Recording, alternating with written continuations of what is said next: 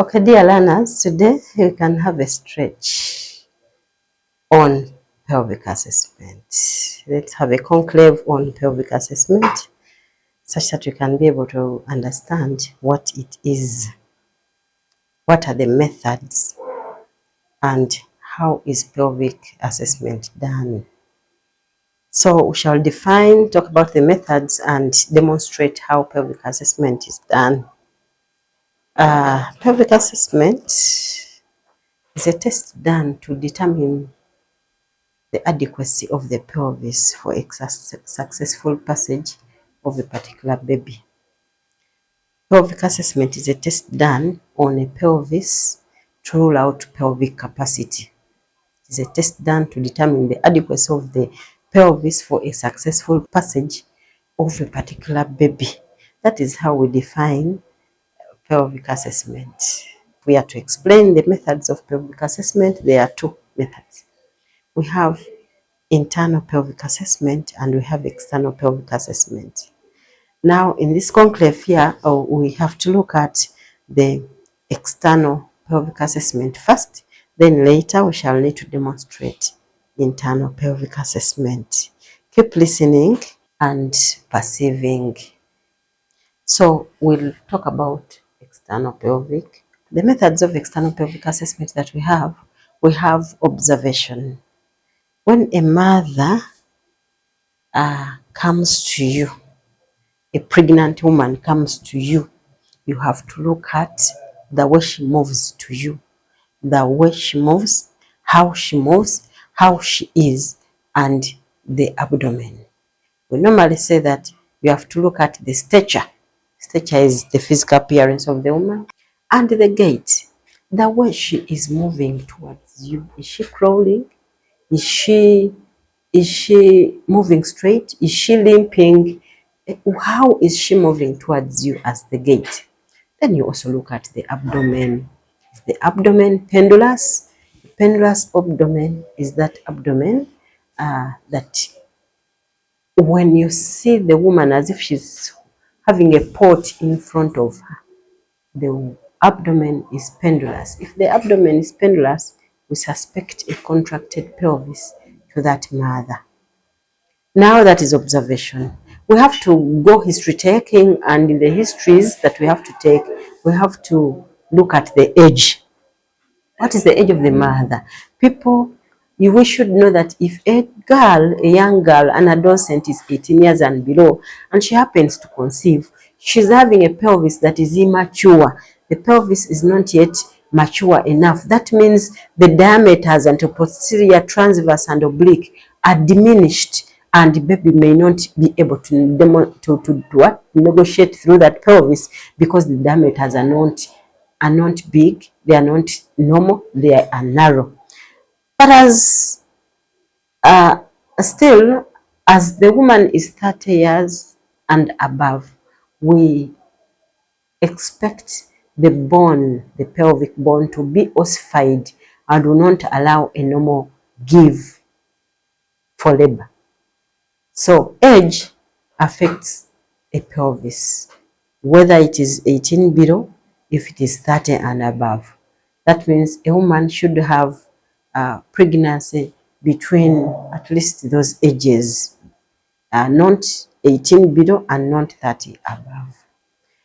When you talk about the tribe, there are some tribes that have well-established pelvis, very wide pelvis that can just simply pass through any size of the baby.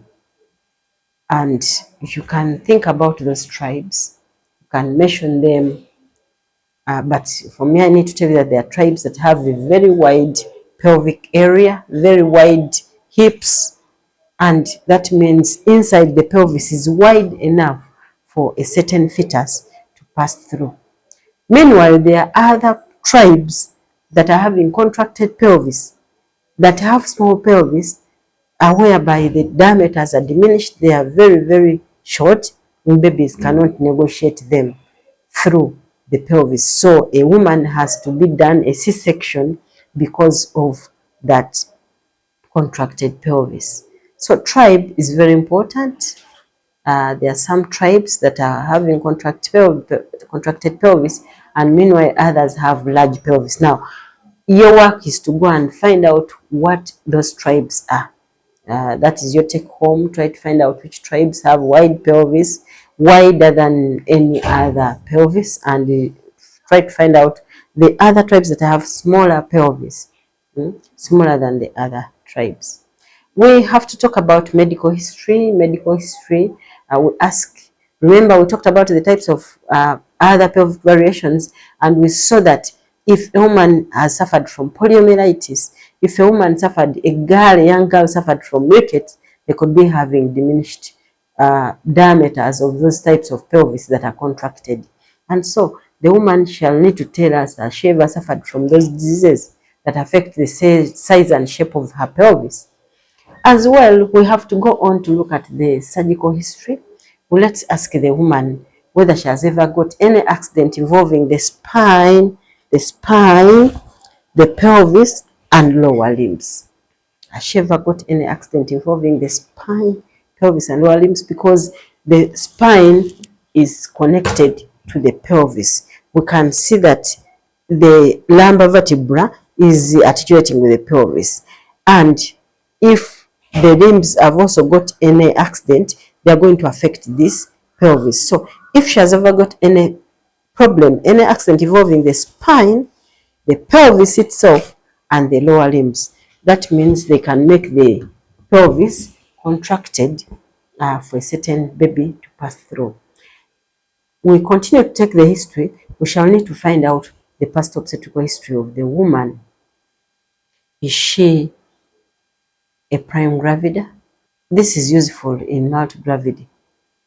For the multigravity, we need to ask them, how have they delivered? What was the mode of delivery for those children they had? And what was the condition of the baby at birth?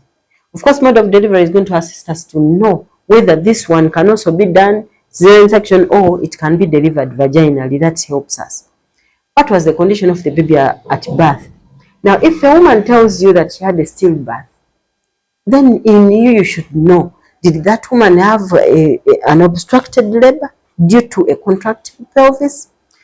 Did the woman have prolonged labor such that the fetus got distressed and it died immediately after delivery? So the condition of the baby at birth guides you that way. Also, the health of the babies. Ask to rule out any mental retardation, which should be a result of abnormal labor. And that's a question on the pelvic cavity. Try to find out the birth weight of the babies. If a woman X is supposed to pass, or a woman X can be able to pass a 4.5 kilogram baby, a 5.3, a 6, then you may not be worried of this baby that she's having in this pregnancy.